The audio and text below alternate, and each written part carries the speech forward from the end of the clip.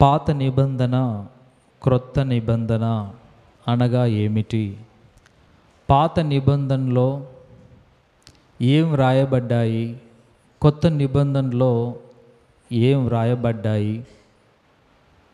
పాత నిబంధనను దేవుడు తీసివేసినప్పుడు క్రొత్త నిబంధనలో ఏమిచ్చాడు? ఇంతకీ క్రొత్త నిబంధన యొక్క సారాంశం ఏమిటి అనే విషయాలను ఈరోజు మనం ఆలోచిద్దాం. ఎందుకు అనంటే బైబిల్ యొక్క గొప్పతనాన్ని ఒకసారి మనం ఆలోచిస్తే, ప్రపంచ దేశాలను ఒకసారి చూడండి. ప్రతి దేశంలో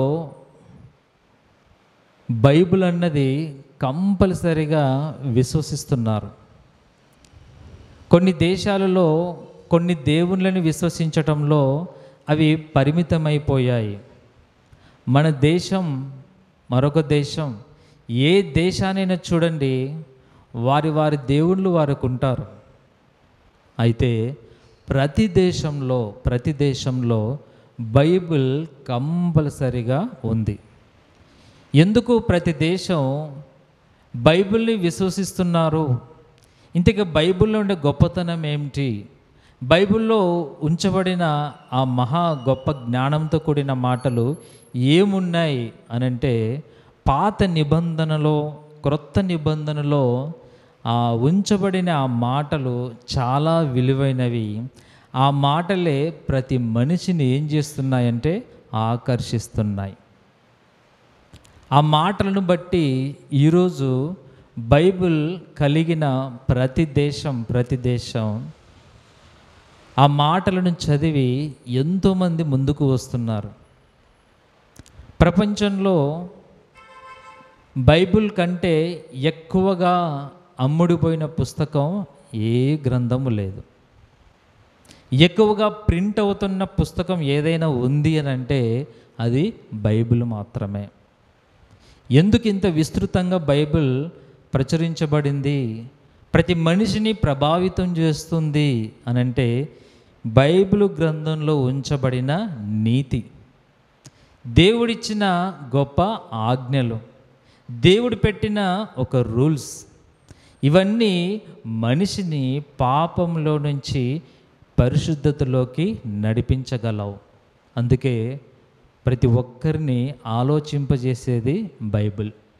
మరి ఏం చేసి ఈ బైబిల్ని మనిషి విశ్వసిస్తున్నాడు అనే దాంట్లోకి మనం వెళ్తే, పాత నిబంధనలను గురించి మనం కొన్ని విషయాలు ఆలోచిద్దాం. నిర్గమకాండం 20వ అధ్యాయము మొదటి నుంచి చూడండి ఒకసారి. మొదటి వచనం: దేవుడు ఈ ఆజ్ఞలన్నీ వివరించి చెప్పెను, నీ దేవుడనైన యెహోవాను నేనే దాసుల గృహమైన ఐగుప్తు దేశంలో నుండి నిన్ను వెలుపలకు రప్పించితిని. ఇశ్రాయేలీయులను ఐగుప్తు దేశంలో నుంచి విడిపించిన తర్వాత మోషే ద్వారా వారందరినీ నడిపించి ఒక కొండ మీద మోషే గారికి ఏమిచ్చాడు? 10 ఆజ్ఞలను ఇచ్చాడు. ఈ 10 ఆజ్ఞలు ఇచ్చి, ఇదిగో నేను చెప్పిన ఆజ్ఞలను మీరందరూ పాటించాలి, దీని ప్రకారంగా మీరు నడుచుకోవాలి. ఐగుప్తు దేశంలో ఉన్న ఇశ్రాయేలీయులకు ఎలాంటి చట్టము లేదు, ఎలాంటి ఆజ్ఞలు లేవు. ఎప్పుడైతే దేవుడు వారిని విడిపించాడో, ఆ దేశంలో నుంచి మరొక దేశానికి ప్రయాణం అవుతున్న సందర్భంలో మోషే గారి ద్వారా ఒక చట్టం అమలయ్యింది. ఆ చట్టంలో 10 ఆజ్ఞలు ఉన్నాయి. 10 ఆజ్ఞలు ఏమిటో మనకు తెలుసా? ఒకసారి 10 ఆజ్ఞలు ఏంటో ఒకసారి మైండ్లో ఆలోచించండి. చాలా సంఘాలలో వెనక బ్యాక్గ్రౌండ్లో రాసింటారు మోషే యొక్క 10 ఆజ్ఞలు అని. అంటే అవి చదువుకోవాలి, వాటిని పాటించాలి అని సాధ్యమైనంత వరకు ప్రతి సంఘంలో వెనక గోడ మీద రాసించుంటారు. అది ఏంటి అని ఆలోచిస్తే దేవుడు మోషేకిచ్చిన 10 ఆజ్ఞలు నిర్గమకాండంలో 20వ అధ్యాయంలో వ్రాయబడింది. అయితే ఇది పాత నిబంధన చట్టం, ధర్మశాస్త్రం. ఇది యేసుక్రీస్తు వారు వచ్చిన తర్వాత తీసివేయబడింది లేదా కొట్టివేయబడింది, లేదా యేసుక్రీస్తు వారు దానిని ఏం చేశాడు? దానిని సంపూర్తి చేశాడు. ఒక నూతనమైన చట్టాన్ని ఇచ్చాడు అనుంది. అయితే ఈ ధర్మశాస్త్రాన్ని 10 ఆజ్ఞలు మనం వింటున్నాం. అలాగే ఒక విధి రూపకమైన చట్టాన్ని కూడా ఇశ్రాయేలుకి ఇవ్వడం జరిగింది. అలాగే మందిర సేవ ఎలా చేయాలో, మందిరాన్ని ఎలా కట్టాలో, ఆ మందిరంలో ప్రజలు ఎలా నడుచుకోవాలో, ప్రధాన యాజకులు అని దానిలో కూడా ఒక చట్టాన్ని, ఒక నియమాన్ని ఏర్పాటు చేశాడు. వీటన్నిటిలో ఏదైనా తప్పిపోతే వానికి వెంటనే శిక్ష ఉంటుంది. ఈ 10 ఆజ్ఞలలో ఏదైనా పాటించకపోతే 9 ఆజ్ఞలు కూడా పాటించనట్టే. అలాగే ఒక విధి రూపకమైన విశ్రాంతి దినాన్ని ఆచరించకపోయినా, విశ్రాంతి దినమును నువ్వు పని చేసుకోవడానికి వెళ్ళినా, నీ సహోదరుని మీద నువ్వు అన్యాయంగా దేన్నైనా చేసినా, వాటికి తగిన శిక్షలు, తగిన పరిష్కారాలు అవన్నీ వ్రాయబడ్డాయి. ఇవన్నీ కూడా పాత నిబంధనలో దేవుడిచ్చిన చట్టం, ఆజ్ఞలు. అయితే యేసుక్రీస్తు వారు వచ్చిన తర్వాత పాత నిబంధనను తీసివేసి క్రొత్త నిబంధనను ఇచ్చాడు. మరి పాత నిబంధనలు ఏం తీసేశాడు? ఆజ్ఞలు ఇప్పుడు ఏమీ లేవు. ఒక చట్టాన్ని ఇచ్చాడు. ఆ చట్టం మనకందరికీ తెలుసు. ఈ 10 ఆజ్ఞలన్నిటినీ ఒక్క మాటలో ఏం చేశాడంట? నెరవేర్చాడు. ఆ ఒక్క మాట ఏంటి ఆ మాట? నిన్ను వలె నీ పొరుగువానిని ప్రేమించండి అనే మాటలో బైబిల్ అంతా సంపూర్ణమైనట్టుగా దేవుడిచ్చిన పాత నిబంధనపు ఆజ్ఞలన్నిటినీ దేవుడు ఆ ఒక్క మాట ద్వారా తీసివేశాడు, కొట్టివేశాడు. ఆ తర్వాత సంపూర్ణం చేశాడు అని మనం వింటూ వస్తున్నాం. అంటే ఎలా తీసివేశాడు? నిన్ను వలె నీ పొరుగువాన్ని ప్రేమించడం అంటే ఏమిటి? ఇంతకీ పాత నిబంధనలో ఉన్న 10 ఆజ్ఞలను తీసివేశాడా దేవుడు అని అంటే మనం ఇంతవరకు చదువుకున్నాం. ఏమని? నేను తప్ప వేరొక దేవుడు నీకు ఉండకూడదు అన్నది పాత నిబంధన. మరి క్రొత్త నిబంధనలోకి వచ్చిన తర్వాత దీన్ని తీసివేశాడా? తర్వాత విశ్రాంతి దినాన్ని మీరు ఆచరించాలి, విగ్రహాలను మీరు పూజింపకూడదు అని వ్రాయబడ్డాయి.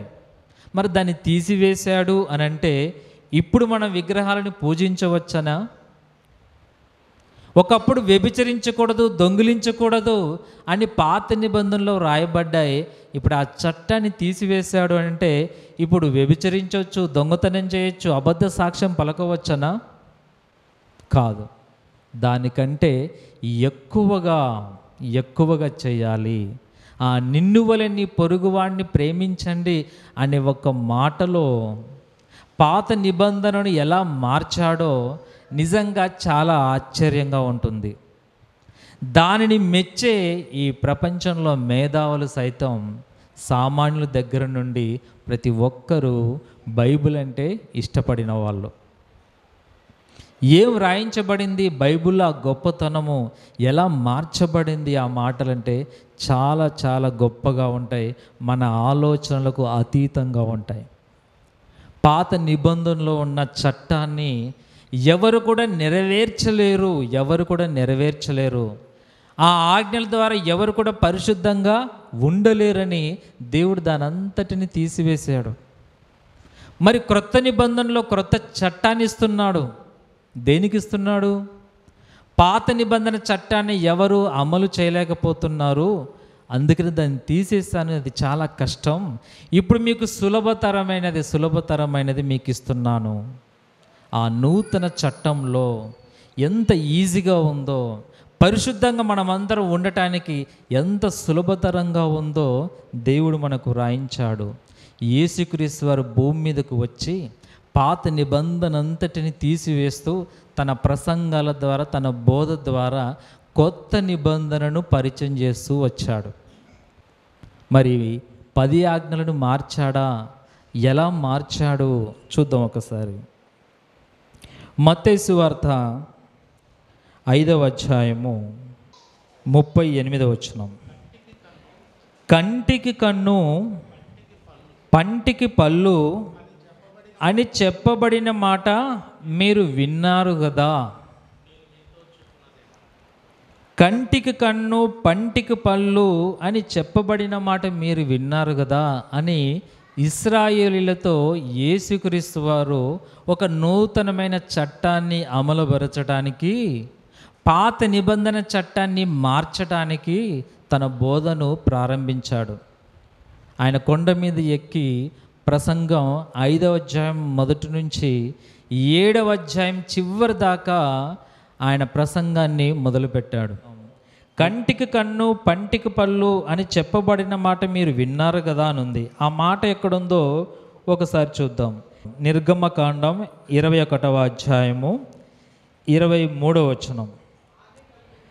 హాని కలిగిన ఎడల నీవు ప్రాణమునకు ప్రాణము, కంటికి కన్ను, పంటికి పళ్ళు, చేతికి చెయ్యి, కాలుకు కాలు, వాతకు వాత, గాయమునకు గాయము, దెబ్బకు దెబ్బయు నియమింపవలెను.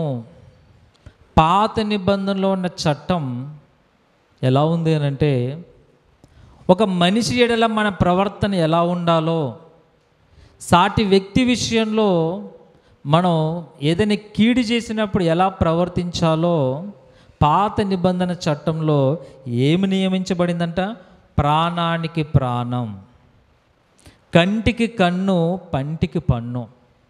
అంటే నీ పనులు ఎవరైనా నిన్ను కొట్టి విరగొట్టినప్పుడు తిరిగి నువ్వేం చేయొచ్చు అన్నమాట?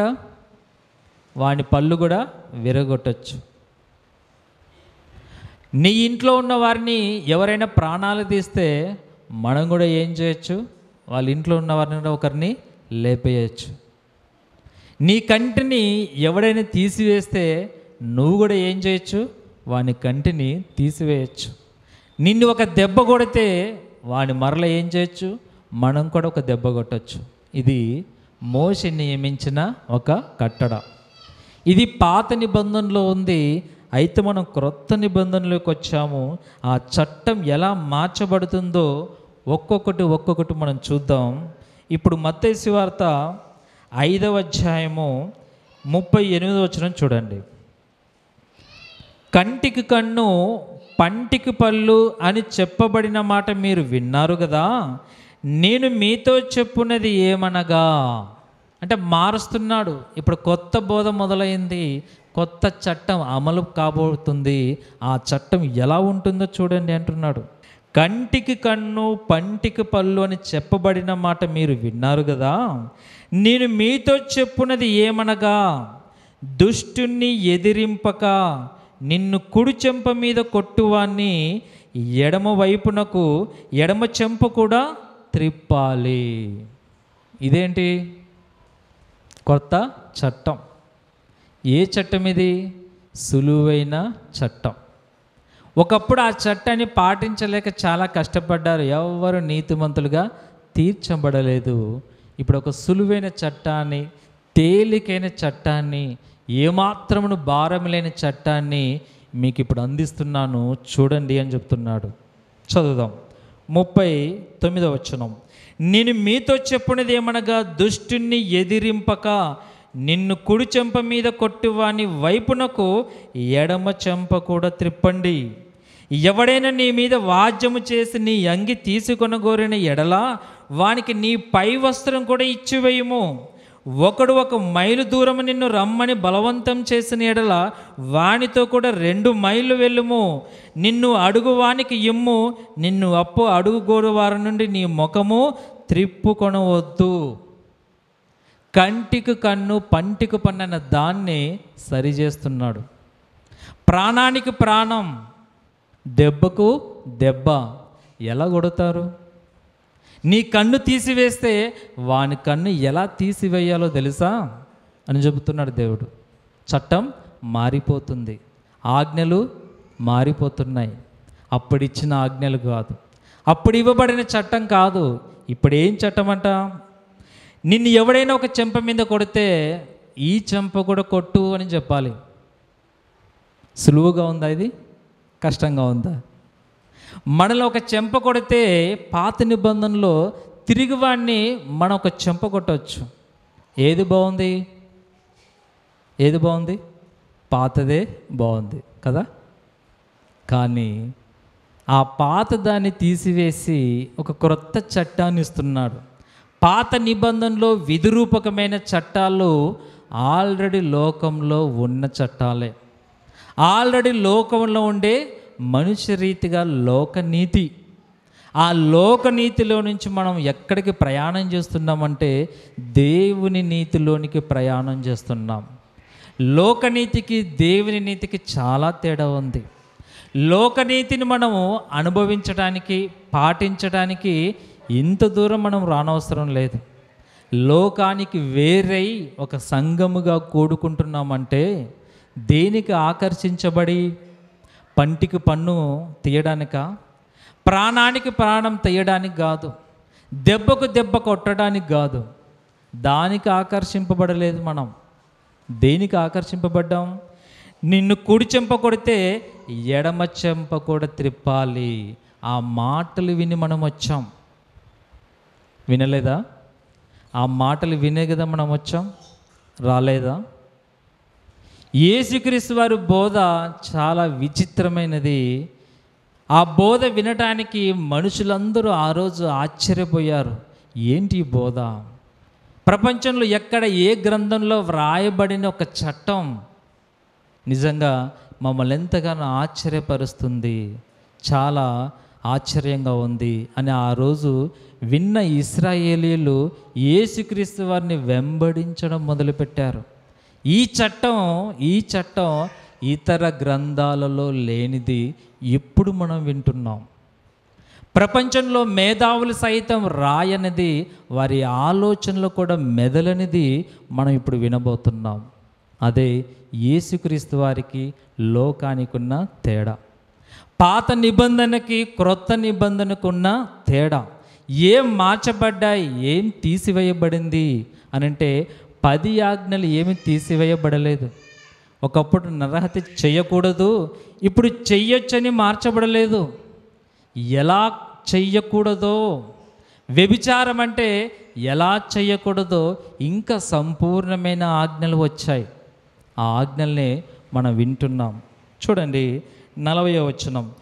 ఎవడైనా నీ మీద వాద్యం చేసి నీ అంగి తీసుకుంటే, ఒక వస్త్రాన్ని మన ఒంటి మీద తీసుకుంటే ఇంకో వస్త్రాన్ని కూడా ఇచ్చేయ. మనల్ని ఎవరైనా మనల్ని ఒక చోటికి వెళ్దాం, నాకు తోడుగా రండి, జస్ట్ 1 కిలోమీటరే అని అంటే మనమేమంటాం? నీతో పాటు వస్తే నాకేంటి లాభం, నేను రాను అని అంటాం. కానీ దేవుని చట్టంలో, దేవుని నీతిలో, క్రీస్తు యొక్క బోధలో ఏముందంటే వానితో పాటు మరొక కిలోమీటర్ ఎక్కువగా వెళ్ళు, ఇది నా చట్టం, ఇది నూతనమైన నిబంధనలో రాయబడిన చట్టం. తర్వాత 42వ వచనం. నిన్ను అప్పు అడుగుగోరు వారి నుండి నీ ముఖము తిప్పుకొనవద్దు. మన దగ్గర ఉంటే ఇతరులకు ఏం చేయాలి? ఇచ్చేయాలి. మన దగ్గర ఉన్నదాన్ని బట్టే మనల్ని అడుగుతుంటాడు. వాడు వచ్చాడు, నేను ముఖం తిప్పుకోవాలి, వానికి ఇవ్వకూడదనే ఆలోచనలో నుంచి మీరు బయటికి రండి అని ఒక పంటికి పన్ను కంటికి కన్ను అనే విషయంలో నుంచి మనల్ని బయటికి లాగేస్తున్నాడు దేవుడు. తర్వాత 21వ వచనం చూడండి. 21వ వచనం. నరహత్య చేయవద్దు, నరహత్య చేయువాడు విమర్శకు లోనగునని పూర్వీకులతో చెప్పబడిన మాట మీరు విన్నారు కదా. ఎవడైనా నరహత్య చేస్తే వాడిని ఏం చేయాలంట? ఒక సభలోకి తీసుకొని వచ్చి వీడు నరహత్య చేశాడు, వీణు కూడా ఏం చేయాలంటే వీని కూడా చంపాలి అన్నది మీరు పాత నిబంధనలో విన్నారు కదా. ఇప్పుడు ఏం చట్టం రాబోతుంది అంటే 22వ వచనం, నేను మీతో చెప్పినది ఏమనగా తన సహోదరుని మీద కోపపడు ప్రతివాడు విమర్శకు లోనగును, తన సహోదరుని చూచి వ్యర్థుడా అని చెప్పేవాడు మహాసభకు లోనగును, ద్రోహి అని చెప్పేవాడు నరకాగ్నికి లోనగును. మార్చబడింది. నరహత్య చేస్తే తిరిగి వాడిని మనం చంపవచ్చు. నరహత్య చేసిన వాడిని మహాసభకు తీసుకొని వచ్చి వానికి న్యాయం చేయాలి, వానికి శిక్ష వేయాలి. అది ఒకప్పుడు ఒక మహాసభకు ఒకని తీసుకొని వచ్చారు అని అంటే వాడు చేసిన పాపం ఎంతో ఘోరమైనది. అయితే ఇప్పుడు నిన్ను ఒక మహాసభకు తీసుకొని వస్తున్నారంటే నువ్వు చేసిన పాపం ఏంటో తెలుసా? నరహత్య కాదు, మరేంటి? వ్యర్థుడా అని ఒకని సహోదరుని నువ్వు తిడితే అప్పుడు నిన్ను ఎక్కడికి తీసుకొని రావాలి? ఆ రోజు కేవలం సభకు మాత్రమే తెచ్చారు, ఇప్పుడు నిన్ను మహాసభకు తీసుకొని రావాలి. చూడండి ఆ మాటను ఒకసారి.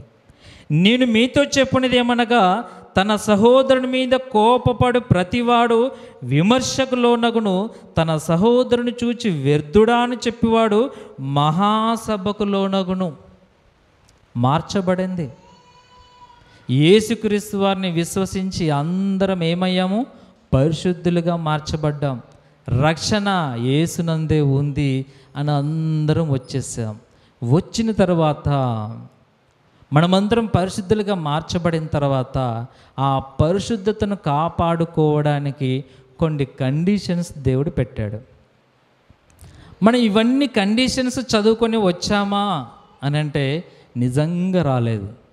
మరి దేని చూసి దేవుని విశ్వసించాం? మన పాపాలన్నిటిని పోగొట్టుకోవడానికి, నూతనమైన జీవాన్ని పొందుకోవడానికి, అది లోకంలో ఎక్కడ మనకు జరగకపోవటం చూచి యేసుక్రీస్తు వారి నెమ్మది, శాంతి, సమాధానం, పాప క్షమాపణని క్రీస్తుని విశ్వసించి సంఘంలోనికి ప్రవేశించాం. రక్షింపబడిన మనకు దేవుడు చెబుతున్న ఆజ్ఞలు ఏంటో తెలుసా? ఇప్పుడు ఇవన్నీ వింటున్నాం. ఒక్కొక్క దానికి మనం ఏం చేస్తున్నాం? ఆశ్చర్యపోతున్నాం. ఒకడు నన్ను కొడితే తిరిగి నేను కొట్టాలి కదా, అదే కదా ధర్మం, అదే కదా లోక నీతి. నేనేం చేయలేదే, వాడు కొడితేనే కదా నేను కొట్టాను అన్నది మానవ ధర్మం. అది మార్చబడింది. యేసుక్రీస్తు వారిని విశ్వసించిన తర్వాత కొన్ని కండిషన్స్ అని ఇచ్చాడు. అప్పుడప్పుడు మనం ఫైనాన్స్ తీసుకోవడానికి, లోన్లు తీసుకోవడానికి బ్యాంకుకి వెళ్తాం. నాకు 10 లక్షలు లోన్ కావాలి అన్నప్పుడు మనకు శాంక్షన్ చేసి లోన్ కన్ఫర్మ్ చేసి ఇదిగో ఈ పేపర్లు అన్నిటి మీద సంతకాలు పెట్టు, ఆ తర్వాత నీకు లోన్ వస్తుంది అంటాడు. ఆ లోన్ ద్వారా నీ జీవితం మారిపోవచ్చు. ఆ లోన్ ద్వారా, ఆ డబ్బు ద్వారా నీ అవసరాలన్నీ తీరవచ్చు. కానీ ఆ సంతకాలు పెట్టే చోట ఒక పెద్ద బుక్ ఇస్తాడు మనకు. ఒక పేపర్ కాదు, సుమారుగా 10 పేపర్లు ఇస్తాడు. వాటి మీద ఎన్ని సంతకాలు పెడతాం మనం? ఒక లోన్ రావడానికి ఎన్ని సంతకాలు పెడతామో తెలుసా? కనీసం ఒక 20 నుంచి 50 దాకా సంతకాలు పెట్టాలి. ఏంటి ఆ సంతకాలు? ఒక సంతకం పెడితే సరిపోదా? సరిపోదు. అంటే నీకు లోన్ ఇచ్చేటప్పుడు నువ్వు తిరిగి ఎలా కట్టాలో మా రూల్స్, మా ఆజ్ఞలు ఈ పుస్తకంలో, ఈ పేపర్లో వ్రాయబడ్డాయి, వాటన్నిటి మీద సంతకాలు పెట్టు అన్నప్పుడు మనం ఒక్కొక్క పేపర్ తీసుకొని చదువుకుంటూ సంతకాలు పెడతామా? పురుషులు చెప్పాలి, పెడతారా? పెట్టాం. ఎందుకు పెట్టాం? అన్ని ఆజ్ఞలు, అన్ని రూల్స్ అండ్ కండిషన్స్ చదువుకోవడానికి సమయం లేక లోన్ వస్తే చాలు, నాకు దేని మీదనే సంతకాలు పెడతాను, అన్నిటి సంతకాలు పెడతాం. తర్వాత లోన్ తిరిగి సరిగా కట్టలేకపోతే, మనం హౌస్ లోన్ మనం తీసుకుంటే, బైక్ ఫైనాన్స్ మనం తీసుకుంటే, అవి మనం తిరిగి కట్టలేనప్పుడు మన ఇంటిని జప్తు చేసేస్తారు, మన బైక్ని తిరిగి తీసుకెళ్తారు. దేని మీదైతే నువ్వు లోన్ తీసుకున్నావో వాటన్నిటిని తీసుకెళ్తారు. ఏంటి సార్ ఇది అంటే, ఆల్రెడీ నువ్వు సంతకం పెట్టావు, ఈ కండిషన్స్ అన్నిటికీ చదువుకోలేదా, లేదు నేను చదువుకోలేదు, లోన్ ఇస్తే చాలు అనుకున్నాను. లేదు, ఆల్రెడీ అన్ని కండిషన్స్కి నువ్వు ఒప్పుకొని లోన్ తీసుకున్నావు. మేమేమి ఎక్స్ట్రా చేయడం లేదు. మా చట్టానికి నువ్వు లోబడే కండిషన్స్కి ఒప్పుకొని లోన్ తీసుకున్నావు. అలాగే యేసుక్రీస్తు వారిని విశ్వసిస్తున్న మనము రక్షణ వస్తే చాలు, నా పాపాలు పోగొట్టుకుంటే చాలు అని లోపలికి వచ్చేసాం. ఏం చదువుకోలేదు, ఆయన పెట్టిన కండిషన్స్ ఏం చూసుకోకుండా అన్నిటికీ సంతకాలు పెట్టేసి లోపలికి వచ్చినాం. లోపలికి వచ్చిన తర్వాత ఒక్కొక్క కండిషన్స్ మనకు అప్లై అవుతున్నప్పుడు ఏమవుతున్నామంటే అభ్యంతరం వ్యక్తపరుస్తున్నాం. ఆయన రక్షణ లేనికి వచ్చిన తర్వాత ఇంత విచిత్రమైన ఆజ్ఞలు ఉంటాయా? మనల్ని కొడితే తిరిగి కొట్టడం కదా న్యాయం. వాడు ఒక చెంప కొడితే ఊరుకుపోయేది కాదంట, మరొక చెంప కొట్టించుకోవాలంట. ఇదెక్కడ చట్టం? ఇదెక్కడ లోకంలో ఉందా? లేదు. అదే దేవుడు పెట్టిన నీతి. కానీ దేవుడు పెట్టిన నీతిని, ఆయన కండిషన్స్ని ఏమాత్రం చదువుకోకుండా లోపలికి వచ్చిన తర్వాత ఆ కండిషన్స్కు మనం లోబడకుండా ఈ చట్టం నాకు నచ్చలేదు, ఈ చట్టానికి నేను లోబడలేను అని తిరిగి ఏమైపోతున్నామో తెలుసా? దేవుని నుంచి వేరైపోతున్నాం. ఆయన నియమించిన చట్టాలు ఏవి నిర్వర్తించడం లేదు. ఆయన ఇచ్చిన కండిషన్ చదువుకొని వచ్చామా? రాలేదు. వచ్చిన తర్వాత చదువుకుంటున్నాం. ప్రతిరోజు ఆదివారం వినబడుతున్న కండిషన్స్, ఆజ్ఞలు ఇవే. అవి వింటున్నప్పుడైనా మనం మార్చబడుతున్నామా? నూతన నిబంధనలోకి మనం వచ్చామా? ఇంకా పాత నిబంధనలైనా ఉన్నామా? చాలామంది ఇంకా పాత నిబంధనలైనా ఉన్నారు. ఎందుకు? కంటికి కన్ను, పంటికి పన్ను, దెబ్బకు దెబ్బ.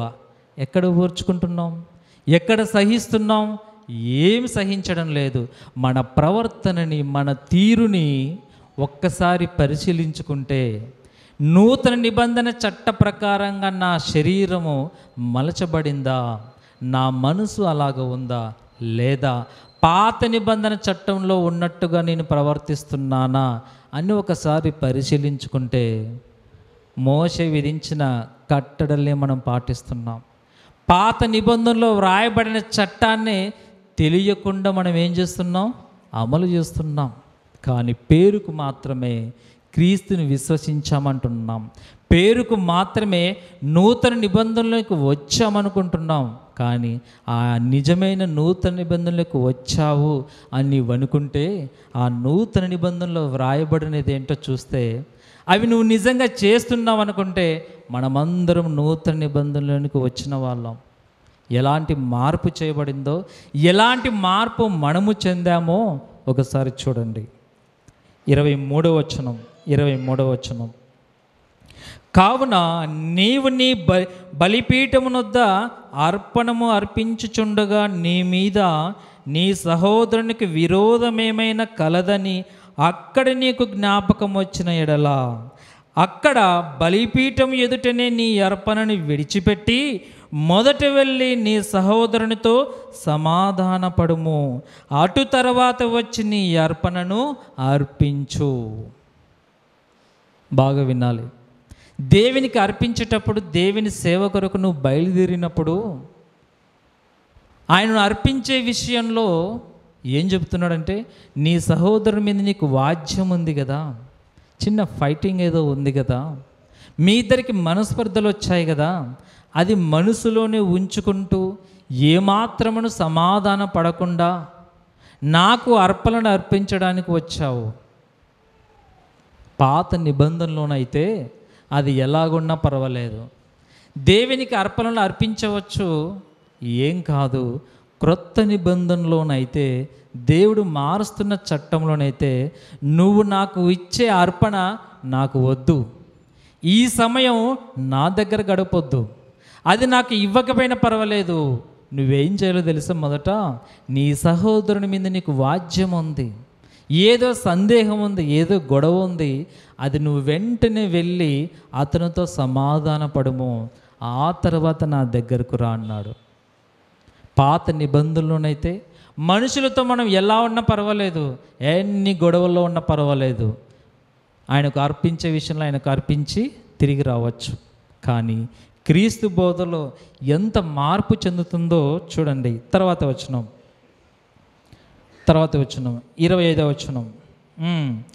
నీ ప్రతివాదితో నీవు త్రోవలో ఉండగానే త్వరగా వానితో సమాధానపడము, లేని ఎడల ఒకవేళ నీ ప్రతివాది న్యాయాధిపతికి అప్పగించును, న్యాయాధిపతి నిన్ను బంట్రౌతుకు అప్పగించును, అంతట నీవు చెరసాలలో వేయబడదువు. నీవు సమాధాన పడే లోపు నీ శత్రువు, నీ సహోదరుడే నీతో సమాధాన పడడానికి నీ దగ్గరకు వస్తే అది నీ మిస్టేక్, అది నీ పొరపాటు. నీ సహోదరుడు సమాధాన పడకముందే నీవే త్వరగా వెళ్ళి నీ సహోదరునితో సమాధాన పడాలి.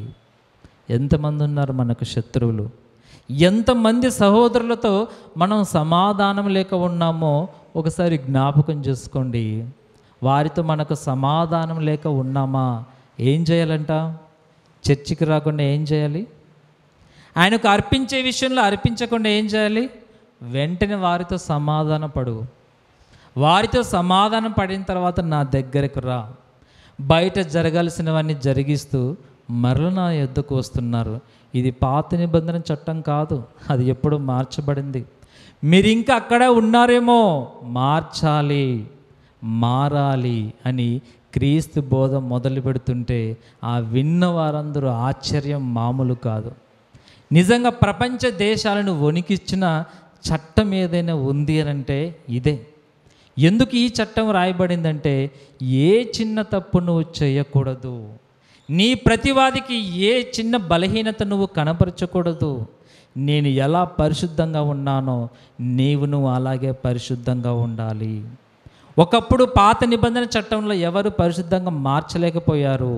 ఇప్పుడు మీరందరూ మార్చాలి, మిమ్మల్ని మార్చాలనే ఒక నూతనమైన చట్టం మీ దగ్గరకు రాబోతుంది అని చెబుతున్నాడు. తర్వాత మాట 27వ వచనం.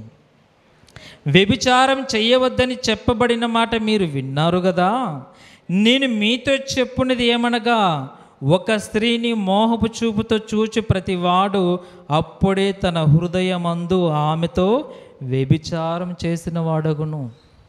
ఒకప్పుడు వ్యభిచారం చేస్తే రాళ్ళతో కొట్టడం, ఒకప్పుడు వ్యభిచారం చేస్తే చంపడం, ఒకప్పుడు వ్యభిచారము ఒక స్త్రీ దగ్గరికి వెళ్ళడం, అది మీకు వ్యభిచారం, అది మీకు నేరం, అలా మీరు ఫీల్ అవుతున్నారు.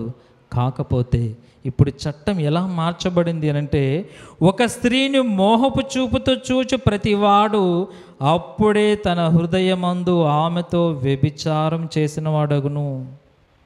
అంటే హృదయంలో కూడా నువ్వు పాపం చెయ్యకూడదు. ఒకప్పుడు చట్టంలో నీ హృదయంలో ఏముందో ఏమీ పట్టించుకోలేదు మోషే గారు, ఏవి నిన్ను చూడడం లేదు.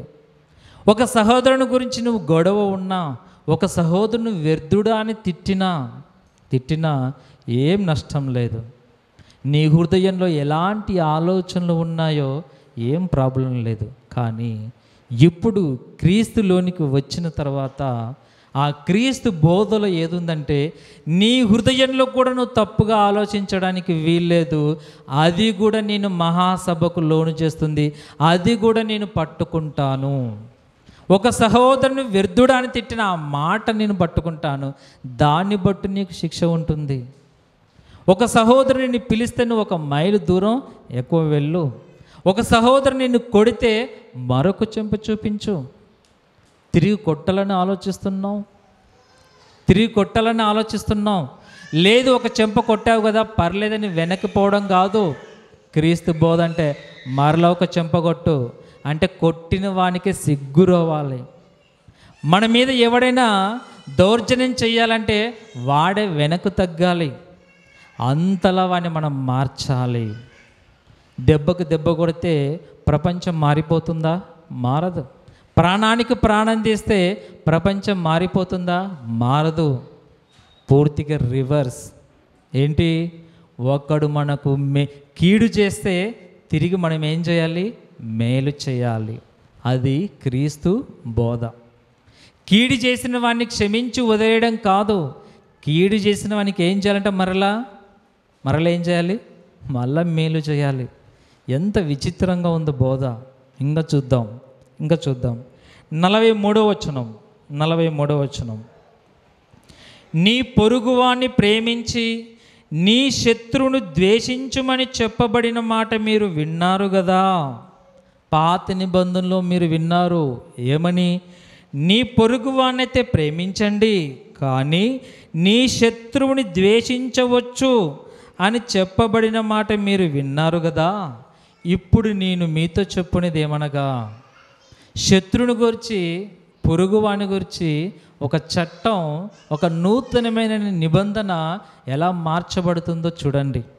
శత్రు విషయంలో చెబుతున్నాడు 44వ వచనం. నేను మీతో చెప్పినది ఏమనగా, మీరు పరలోకమందున్న మీ తండ్రికి కుమారులై ఉండునట్లు మీ శత్రువులను ఏం చేయాలంట? ప్రేమించాలి.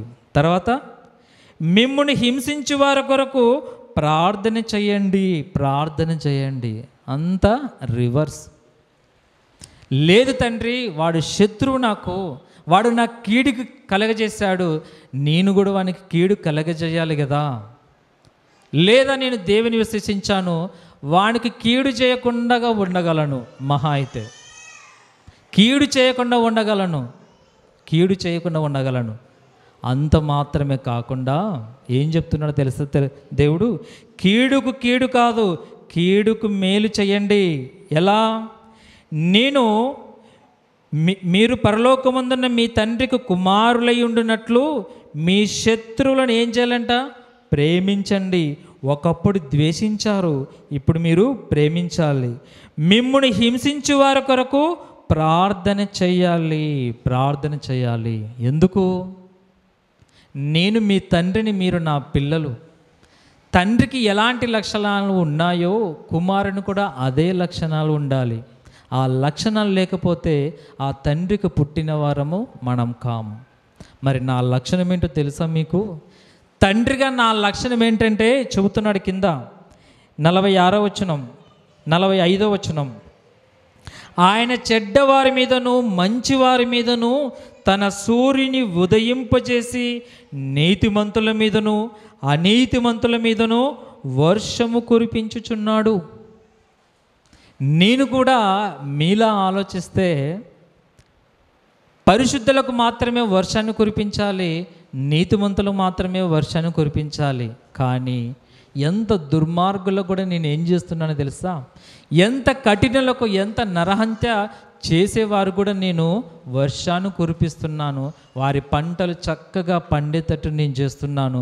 వారి పాపాలు నేను ఏం చేస్తున్నా తెలుసా? ఓర్చుకుంటున్నాను. వారికి మేలు చేసేవాడుగా ఉన్నాను. మీరు నన్ను నమ్మినట్లయితే ఈ తండ్రికి తగ్గట్టుగా మీరు కుమారులుగా ఉండాలనుకుంటే మీ శత్రువుని మీరేం చేయాలి? ప్రేమించండి. లేదు నన్ను వాడు హింసిస్తున్నాడు, వాడిని తిరిగి నేనేం చేయాలి, ఎలా పగ తీర్చుకోవాలి అని అంటే వాని కొరకు ప్రార్థన చేయి. అదే నువ్వు తిరిగి కొట్టబోయే దెబ్బ. ప్రాణానికి ప్రాణం తీయడం కదా నీకు ఇష్టం, దెబ్బకు దెబ్బ కొట్టడం కదా నీకు ఇష్టం. ఆ ఇష్టాన్ని ఎలా మార్చుకుంటావో తెలుసా?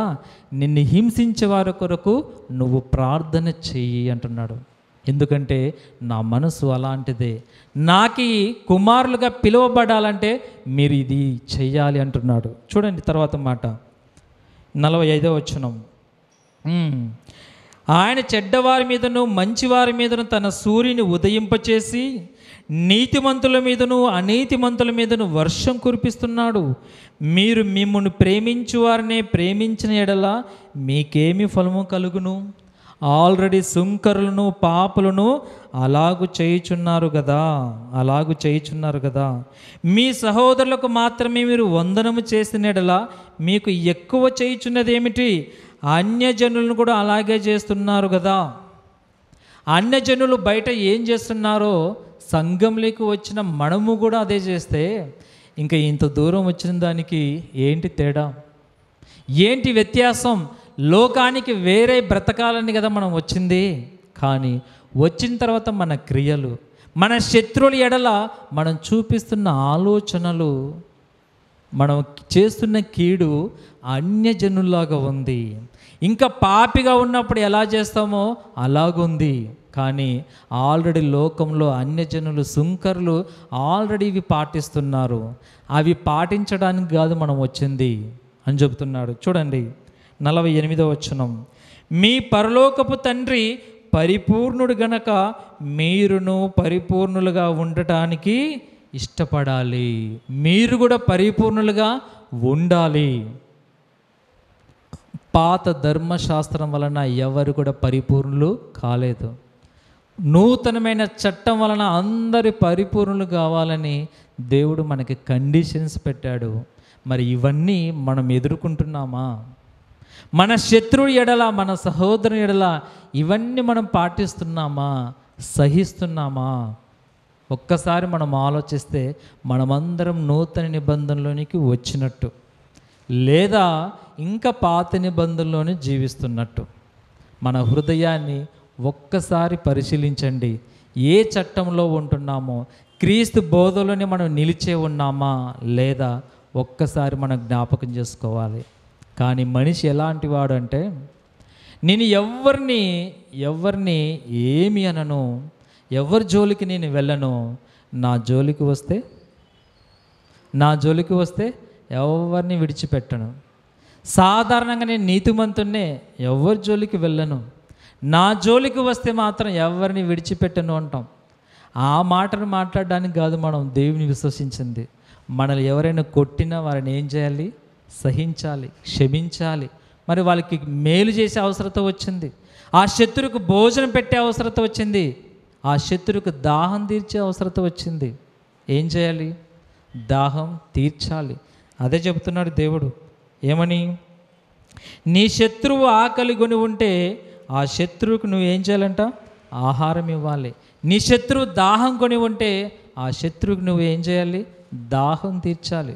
చూడండి మరికొన్ని మాటల్లో ఆయన నీతి ఎలా వ్రాయబడిందో ఒకసారి చూద్దాం. రోమిలకు రాసిన పత్రిక 12వ అధ్యాయము 17వ వచనం చదవండి ఒకవేళ. కీడుకు ప్రతి కీడు ఎవనికి నీ చేయవద్దు, మనుషులందరి దృష్టికి యోగ్యమైన వాటిని గూర్చి ఆలోచన కలిగి ఉండండి అన్నాడు. బాగా వినాలి. ఇక దేవుని విశ్వసించడం మనకు బాగా తెలుసు. ఆయన విశ్వసించే లోపలికి వచ్చాము. అయితే మనుషుల గురించి జాగ్రత్త పడండి. మనుషుల విషయంలో మీ ఆలోచనలు మారిపోవాలి. ఎలా మారిపోవాలంటే, కీడుకు ప్రతి కీడు ఎవనికి నీ చేయవద్దు, మనుషులందరి దృష్టికి యోగ్యమైన వాటిని గూర్చి ఆలోచన కలిగి ఉండండి. అందరి ఎడల ఎలా ఉండాలంట? అందరికీ యోగ్యమైనది, అందరికీ సమాధానమైనదే. ఎవరికి మీరు నిష్ఠూరకం కావద్దండి, ఎవరికి శత్రువు కావద్దండి, ఎవరికి కీడు తలంచకండి. అందరి ఎడల ఎలా ఉండాలంట? యోగ్యమైన వాటిని అనుసరించి నడుచుకోండి. అందరినీ క్షమించాలి, అందరినీ ప్రేమించాలంటే అది సాధ్యమైన పనేనా? సాధ్యమా? మన కుటుంబంలో ఉన్న వారిని మనం ప్రేమించలేం. మన కుటుంబంలో మనకి ఏదైనా అభ్యంతరం కలగజేస్తే వారి మీద పగ తీర్చుకోవడానికి ఆలోచిస్తాం, వారికి ఏదైనా కీడు తలంచడానికి ఆలోచిస్తాం. మరి మన బంధువులు మనకు అందరికి ఇష్టమా? మన బంధువులు అందరి మీద యోగ్యమైన వాటిని గురించి ఆలోచన చేసే శక్తి మనలో ఉందా? మన బంధువులందరి మీద మంచి ఆలోచన కలిగి ఉన్నామా? ఆ శక్తి మనకుందా? ఆ ఓర్పు మనకుందా అంటే లేదు. మరి నీ ఇంటి పక్కన వారిలో, మరి నీ సమాజంలో, ఈ ప్రపంచంలో మనుషులందరి మీద మంచి ఆలోచన కలిగి ఉండాలంటే అది చాలా కష్టమైనది. అందుకే దేవుడు చెబుతున్నాడు, నెక్స్ట్ మాటలు చెప్తున్నాడు చూడండి. 18వ వచనం, శక్యమైతే మీ చేతనైనంత మట్టుకు సమస్త మనుషులతో సమాధానముగా ఉండండి. ఇందాక మనుషులందరితో సమాధానంగా ఉండండి చెప్పిన దేవుడు ఒక మెట్టు దిగి మన బుద్ధిని, మన శక్తిని ఆయన గ్రహించి వీరితో కాదు ఇదని ఏం చెప్పాడట? శక్యమైతే, సాధ్యమైతేనే ఎలా ఉండాలంట? శక్యమైతే మీ చేతనైనంత మట్టుకు సమస్త మనుషులతో సమాధానముగా ఉండండి. సమాధానమే లేదు. కుటుంబంలో, సంఘంలో, సమాజంలో, నీవు తిరుగుతున్న ప్రదేశంలో, నువ్వు చేస్తున్న పనిలో సమాధానం లేదు. అందరినీ సంతోషపరచడం, అందరికీ మంచివాడుగా ఉండాలంటే అది చాలా కష్టం కదా దేవా. అయితే కొంచెం దాన్ని మార్చేద్దాం, కొంచెం దాన్ని తగ్గిద్దాం. ఎలా తగ్గిద్దాం? నీకు ఎవరినైతే నువ్వు క్షమించగలవో, ఎంత నీకు సాధ్యమవుతుందో, ఎంత నీకు శక్యమవుతుందో అలాంటి వారిని నువ్వు క్షమించు. అలాంటి వారి ఎడల సమాధానంగా ఉండు అని చెప్పాడు. అయితే మనకు ఎంతమందితో శక్యమవుతుంది? ఎంతమందిని మనం క్షమించగలం? ఎంత సాధ్యమవుతుంది అని మనల్ని అడిగితే మనమేమంటాం? నేనైతే అందరికి మంచిగా ఉన్నాను, కానీ వారు నా మీద మంచి అభిప్రాయం లేదు. నేను ఎవరిని సహించలేను. ఒక 2-3 ప్రేమించగలను, సహించగలను, వారితో పాటు నేను సమాధానంగా ఉండగలను. ఇదే నాకు సాధ్యమైనది దేవా. కేవలం నా కుటుంబాన్ని మాత్రమే ప్రేమించగలను, పక్కింటి వారిని కూడా నేను ఓర్చుకోలేను. చెప్పారు కదా దేవా మీరు. శక్యమైతే సమాధానంగా ఉండండి. కాకపోతే నాకు ఎవరితో శక్యం కాదు. ఎవరితో నేను సమాధానం ఉండడానికి నాకు సాధ్యం కావటం లేదు. నేను నా కుటుంబం చాలు, మహా అయితే నా బంధువులు చాలు, మహా అయితే నా సంఘం చాలు. ఇక మనుషులందరితో నాకు సాధ్యం కాదు. అంటే దేవుడే ఒక మెట్టు దిగి వస్తే ఆ కొద్ది మంది ఎడలో కూడా నువ్వు సమాధానంగా లేకపోతే దేవుడు ఏం చేయాలి? నీ చుట్టూ ఉన్నవారిని, నీ బంధువులు, నీ సమాజం, నీ సంఘం, ఇలా అన్నిటిలో కొంతమంది ఎడల సమాధానంగా ఉండండి. అందరితో వద్దు, కొంతమందితో మీరు సమాధానంగా ఉండమని చెప్పాడు. మరి మన సమాధానం కొంతమందితోనైనా ఉందా? నీకు మహా అయితే ఎంతమంది బంధువులు, ఎంతమంది నీకు స్నేహితులు, ఎంతమంది నీకు పరిచయస్తులు, వారందరిని లెక్కేస్తే ఒక 100 లేదా ఒక 200. నీ ప్రపంచం వీరి చుట్టే తిరుగుతుంది. వేల మంది చుట్టూ తిరగదు నీ ప్రపంచం. కోట్ల మంది ప్రజల మధ్య నువ్వు నివసించవు, వారితో సంబంధం లేదు. నీ సహవాసం, నీ ప్రయాణం ఎంతమందితో? మహా అయితే ఒక 100 మంది నీ జీవితంలో నీకు ఎదురవుతారు. ఆ 100 మందితో కూడా నీకు శక్యము కాకపోతే దేవుడు నిన్ను ఎలా క్షమించాలి? దేవుని చట్టంలోకి నీవు ఎలా ప్రవేశించినట్టు? వేల మందిని క్షమించనవసరం లేదు. మన చుట్టూ ఉన్న ఒక 100 మంది ఎడల దేవుని చట్టాన్ని సరిగ్గా అమలు పరిస్తే చాలు. కానీ ఆ 100 మందిలో ఏం వెతుకుంటున్నామో తెలుసా? ఆ 10 మందిలో ఏం వెతుకుంటున్నామో తెలుసా? దేవుడే దిగి వస్తే మనమేం మాట్లాడుతున్నామో చూడండి. తర్వాతి మాట 19వ వచనం. ప్రియులారా, మీకు మీరే పగ తీర్చుకొనక దేవుని ఉగ్రతకు చోటుయుడి. పగ తీర్చుట నా పని. మీకు మీరే పగ తీర్చుకొనక. ఎంతమందిలో? మన కుటుంబం దగ్గర నుంచి మొదలవుతుంది. ఏంటి? పగ. తల్లిదండ్రులు, పిల్లలు, అక్కడే పగ. భార్య, భర్త, వారి మధ్యనే పగ. అన్నదమ్ములు, అక్క చెల్లెళ్ళు, బంధుమిత్రులు, వారి మధ్యనే పగ. నీ కుటుంబం అంతా కలిస్తే 100 మంది ఉండరు. ఆ 100 మందిని కూడా నువ్వు క్షమించలేవు. పగ తీర్చుకోవాలనుకుంటున్నావు. కీడుకు ప్రతి కీడు చేయాలని తలొస్తున్నావు. కీడుకు మేలు చేయమన్నది కదా దేవుడు చెప్పింది. ఈ 100 మందిని కూడా క్షమించలేకపోతే అది ఒక బ్రతికేనా? దేవుడిచ్చిన గొప్ప ధన్యతను మర్చిపోతున్నారు. ప్రపంచంలో మీ పాపాలను ఎవ్వడు క్షమించలేడు. ప్రపంచంలో పాపిగా ఉన్న నిన్ను పరిశుద్ధునిగా ఎవ్వడు మార్చలేడు. దాని ముందు మనం చేస్తున్నది చాలా తక్కువ. దేవుడు చేసిన ధన్యత ముందు మనం ఓర్చుకుంటున్నది చాలా చిన్నది. నీకు ఎవడైనా కీడు తలంచితే కీడుకు ప్రతి కీడు, పగకు పగ వద్దు అన్నాడు.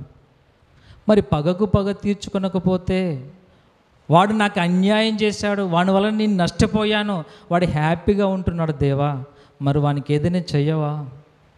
వాడిని ఏదైనా నష్టం చేయవా? నువ్వు చేయకుంటే నేను చేసేస్తా. నువ్వు చేయడం ఆలస్యం చేస్తున్నావు.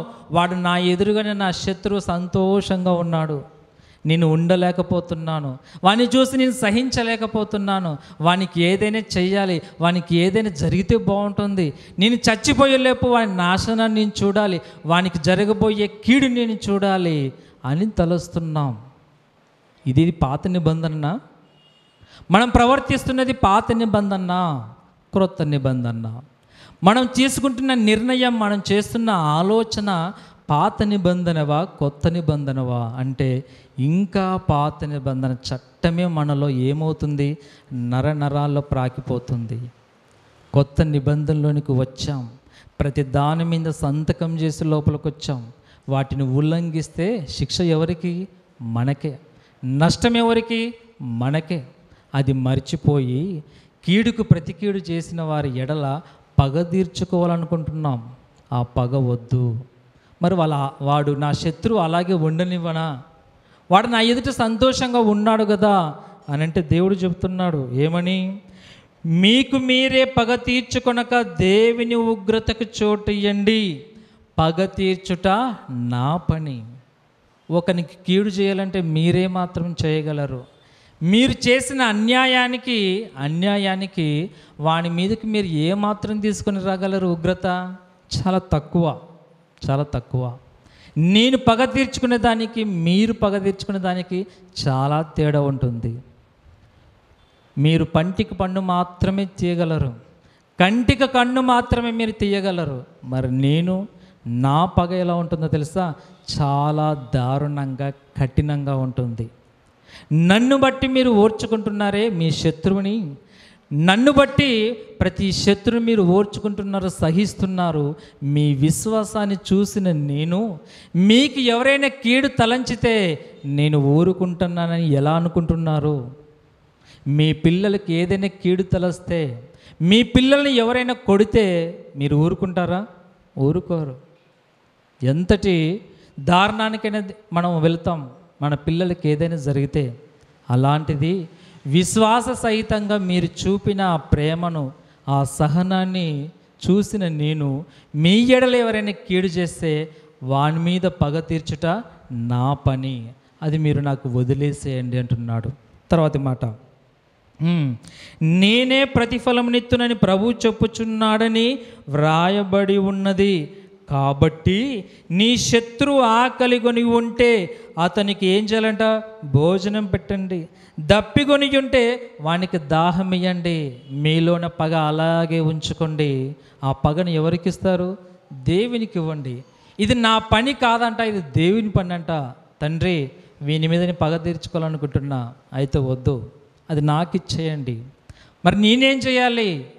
నీ శత్రుని యొద్దకు వస్తే వానికి సహాయం చేయండి. ఏమాత్రం బాధపడకుండా, ఏమాత్రం విసుగు చెందకుండా నీ శత్రువుకు భోజనం పెట్టండి. వాడు దాహం అడిగితే కూడా వానికి దాహాన్ని తీర్చండి అంటున్నాడు. చివరి మాట 21వ వచనం, కీడు వలన జయింపబడక మేలు చేత కీడును జయించాలి.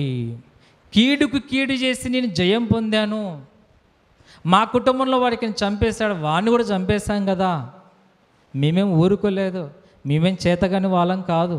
వాడు నన్ను కొట్టాడు, నేను మరుసటి రోజు వాడిని వెళ్ళి కొట్టాను కదా, నేనేం తక్కువ కాదు అని దాని వలన జయింపబడొద్దండి.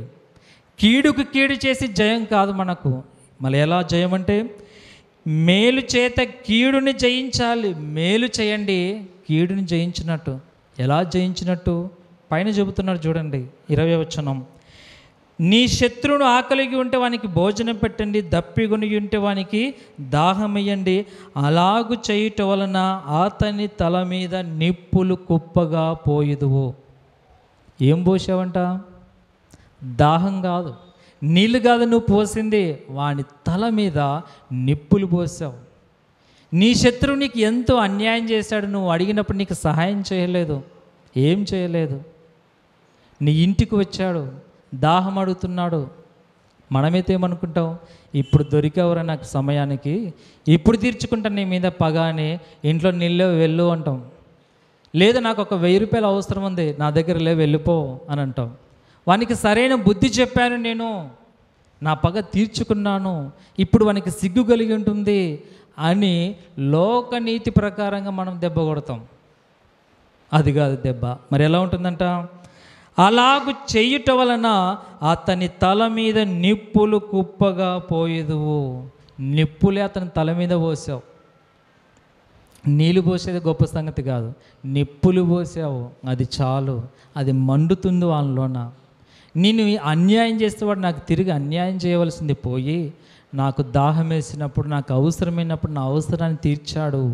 నిజంగా నేను చేసినది అతని ఎడల చాలా తప్పు చేశాను, అతను నీకు ప్రేమించాలి, అతనిలా నేను ఉండాలని అవతల వ్యక్తికి బుద్ధి కలిగేటట్టుగా మనం ప్రేమించాలి.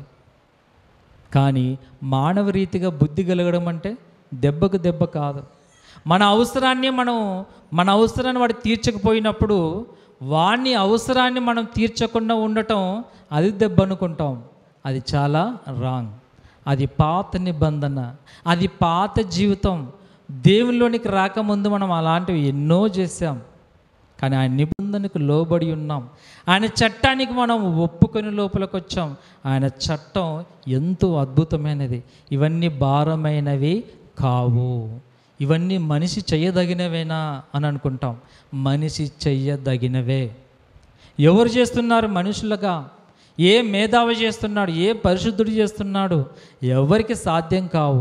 చెప్పుకోవడానికి, వినడానికి చాలా బాగుంటాయి, వాటిని అమలుపరచాలంటే చాలా కష్టం. ప్రేమైన వారలారా, అవి చెప్పుకోవడానికి మనం రావట్లేదు, అవి వినడానికి మనం ఇక్కడ కూర్చోలేదు, వాటిని పాటించడానికి వచ్చాం. అలా పాటించే వారిలో ఎవరైనా ఉన్నారా అంటే ఆ చివరి మాటను చూసుకొని మనం ముగించుకుందాం. పేతురు రాసిన మొదటి పత్రిక 2వ అధ్యాయము 19వ వచనం. ఎవడైనను అన్యాయముగా శ్రమ పొందుచు దేవుని గూర్చిన మనసాక్షి కలిగి దుఃఖము సహించిన ఎడల అది హితమగును, అది మంచిదగునంటాం. ఎవడైనా అన్యాయముగా శ్రమ అనుభవిస్తే అది దేవునికి మంచిది అవుతుందంట. 20వ వచనం. తప్పిదమునకు దెబ్బలు తినినప్పుడు మీరు సహించిన ఎడల మీకేమి ఫలము కలుగును? మేలు చేసి బాధను అనుభవించినప్పుడు మీరు సహించినడలా అది దేవునికి మంచిదవును. ఎందుకు మీరు పిలువబడితిరి? దేనికి పిలువబడ్డాం? దేవుడు మనల్ని పిలిచాడు. మీరందరూ నా దగ్గరకు వస్తే మీకు మేలు, ఆశీర్వాదం, సమాధానం, శాంతి కలుగుతుంది. ఆ శాంతి ఎలా ఉంటుంది? ఒకరికి కీడు చేసినప్పుడు వానికి కీడు చేసి సంతోషంగా నిద్రపోగలమా? శాంతి సమాధానాలు మన కుటుంబంలో, మన మనసులో ఉంటాయా? ఉండవు. తిరిగి వాడు నా మీద రేపొద్దున ఏదైనా హాని తలపెడతాడేమో, కీడుకి కీడు చేసినందుకు మరల వాడు నాకు కీడు చేస్తాడేమో అని శాంతి సమాధానం మన కుటుంబంలో ఉండదు. కానీ అసలు దేవుడు పిలిచింది మీకు దేని కొరకు, దేని నిమిత్తం మీరు పిలువబడ్డారు చెబుతున్నాడు దేవుడు. ఎవడైనా అన్యాయముగా శ్రమ పొందుచు దేవుని గూర్చిన మనస్సాక్షి కలిగి దుఃఖము సహించడానికి మీరు పిలువబడ్డారు. తప్పిదమునకు దెబ్బలు తిరిగినప్పుడు మీరు సహించినడలా మీకేమి ఫలం కలుగును? మీరు ఒక తప్పు చేశారు, దానికి మీకు శిక్ష కలిగింది, అది మీకేమైనా ఫలమా? కాదు. ఏ తప్పు చేయకుండా మీరు శిక్ష అనుభవిస్తే అది దేవునికి హితమగును, అది మీకు ఫలం కలుగును అని చెప్తున్నాడు. తర్వాత 21వ వచనం. క్రీస్తు కూడా మీ కొరకు బాధపడి మీరు తన అడుగుజాడల యందు నడుచుకొనున్నట్లు మీకు మాదిరి ఉంచిపోయెను. ఇంతవరకు విన్న మాటలన్నీ మనిషి ఎవడు చేయలేనివి. ఎవడైనా ఒకరు చేస్తుంటేనే కదా మనం కూడా చేస్తాము. ఎవరు చేయలేరు గనక మనం కూడా చేయలేము. మొదటికే చేయకుండా ఉండాలని మన ఆలోచన తీరా ఎవడు చేస్తున్నాడు, ఎవడు పరిశుద్ధంగా ఉన్నాడు, ఎవడు ఉన్నాడు, మనకేం అవసరం లేదు. ఎన్నైతే చేయగలమో, దేనైతే చేయగలమో, దేనైతే క్షమించగలమో, దేనైతే ఓర్చుకోగలమో అంతవరకే ఉందాం అనుకుంటాం. కానీ వీటన్నిటికీ దేవుడు ఒక పరిష్కారాన్ని చెప్పాలని, ఒక మాదిరికరమైన ఒక వ్యక్తిని, ఒక శక్తిని భూమి మీదకు పంపించి చెబుతున్నాడు. క్రీస్తు కూడా మీ కొరకు బాధపడి మీరు తన అడుగుజాడల యందు నడుచుకున్నట్లు మీకు మాదిరి ఉంచిపోయెను. యేసుక్రీస్తు వారిని మనకు మాదిరిగా ఉంచిపోయాడంట. యేసుక్రీస్తు వారు పుట్టినది మొదలుకొని చనిపోయేంత వరకు ఆయన చేసిన బోధ చాలా విచిత్రమైనది, మనుషులు ఎవడు చేయలేనిది, మరీ కఠినమైన బోధ కదా, మరీ కఠినమైన ఆజ్ఞలు కదా అనుకునేంతమైన బోధ. మరి అలా చెప్పిన వ్యక్తి చేయకుండా చనిపోతే ఎవరు నీతిమంతులు కాకుండా పోతారు. ఎవరు కూడా ఆ చట్టాన్ని అమలుపరచకుండానే వెళ్ళిపోతాం.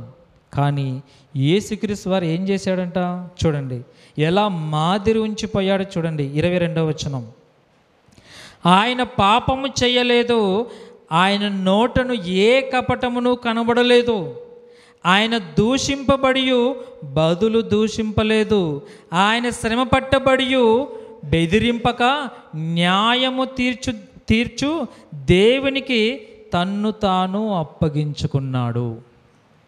యేసుక్రీస్తు వారు బోధించినప్పుడు బోధిస్తున్నావు కరెక్టే, మరి నీ జీవితంలో నీకు ఇలాంటి ఎదురైతే నువ్వు చేయగలవా యేసు అని అంటే, చెయ్యగలను గనుకే చెబుతున్నాను, చూస్తారు ముందున్న రోజుల్లో అని యేసుక్రీస్తు వారు చెప్పిన మాటలన్నిటికీ మాదిరికరమైన జీవితాన్ని చూపించడానికి ఏం చేశాడంట, తనను బాధ పెట్టిన వారిని తిరిగి బాధించలేదు, వారి తిరిగి బెదిరించలేదు. బెదిరించకుండా నేను కాదు న్యాయం చేయాల్సింది, చక్కగా తీర్పు తీర్చగలరు నాకు జరిగిన అన్యాయానికి. ఆ తీర్పు ఎవరు తీర్చగలరు అంటే నా తండ్రి తీర్చగలడు. నేను తిరిగి పగ తీర్చుకోవడం నాకు రాదు. ఎవరికి బాగా వచ్చంటే నా తండ్రికి బాగా తెలుసు, ఆయనకు నేను అప్పగిస్తాను అని తనకు జరిగిన అన్యాయాన్ని, అన్యాయపు తీర్పును, ఎన్నో కొరడా దెబ్బలను దానికి తిరిగి ఎవరి మీద పగ తీర్చుకోలేదు. ఎవరికి అప్పగించాడంట? దేవునికి అప్పగించాడు. చూడండి ఆ మాట, ఆయన పాపము చేయలేదు, ఆయన నోటను ఏ కపటము కనబడలేదు, అయినను ఆయన దూషింపబడి బదులు దూషింపలేదు. ఎవరైనా మనం దూషిస్తే వెంటనే మనల్ని ఏ బూతు మాటతో మనం తిడితే అదే బూతు మాటతో మనం తిడితేనే మనశ్శాంతిగా ఉంటాం. మనల్ని ఒక చెంప మీద కొడితే తిరిగి చెంప మీద కొట్టడానికి ప్రయత్నం చేస్తాం. అది మానవ రీతి, మానవ మనస్సు, మానవ చట్టం. పాత నిబంధనలో ఉన్న చట్టం పాత మనిషిలో ఉండే ఒక ధర్మం. కానీ దేవుడట బదులు దూషించలేదు. దూషించకుండా ఏం చేశాడంట? బదులు దూషించలేదు, ఆయన శ్రమ పట్టబడి కూడా తిరిగి బెదిరింపకుండా న్యాయముగా తీర్పు తీర్చు దేవునికి తన్ను తాను అప్పగించుకున్నాడు. మనకు జరిగిన అన్యాయాన్ని మరిచిపోవడానికి దేవుడు అన్యాయస్తుడు కాదు, న్యాయం తీరుస్తాడు. మనకివ్వబడిన పని, దేని కొరకు మనం పిలువబడ్డామో తెలుసా? మన ఎడల శ్రమ పెట్టబడిన వారు ఎవరైనా ఉంటే శ్రమను పొందాలి, వారిని క్షమించాలి, తిరిగి వారికి మేలు చేసి వారి తల మీద నిప్పులు కుప్పగా పోయాలి. పాత నిబంధన కొత్త నిబంధన మారిపోయింది. మరి చాలామంది విన్నారో లేదో, చాలామందికి తెలుసో లేదో పాత నిబంధనల్ని అమలుపరుస్తున్నారు. కొత్త నిబంధనలకు వచ్చామన్న సంగతి మర్చిపోయారేమో. వాటన్నిటికి ఒప్పుకొనే పిలువబడ్డామన్న సంగతి మర్చిపోయాం. ఈ లోకానికి వేరుగా ఉండాలన్న ఆలోచన మర్చిపోయామేమో. వారు ఎలా ఉన్నారో మనమును అలా ఉన్నాం. సుంకరులు, పాపులు, అలాగే అన్యజనులు ఎలా ఉన్నారో మనము కూడా అలాగే ఉందా? మన ప్రవర్తన పూర్తిగా వ్యతిరేకంగా ఉందా వాళ్ళకు? ఒక్కసారి మనం ఆలోచించాలి. శక్యమైతే అందరితో ఎలా ఉండాలంట? ఎలా ఉండాలి? అందరితో సమాధానంగా ఉండండి. దేవుడైతే మన శత్రువులకు న్యాయం తీరుస్తాడు, మనకు కూడా న్యాయం తీరుస్తాడు. న్యాయం తీర్చగల దేవుని యొద్దకి మనం వచ్చాం. న్యాయము తీర్చగల దేవునినే మనము నమ్మాం. కాబట్టి ఎవరికి నష్టం లేదు.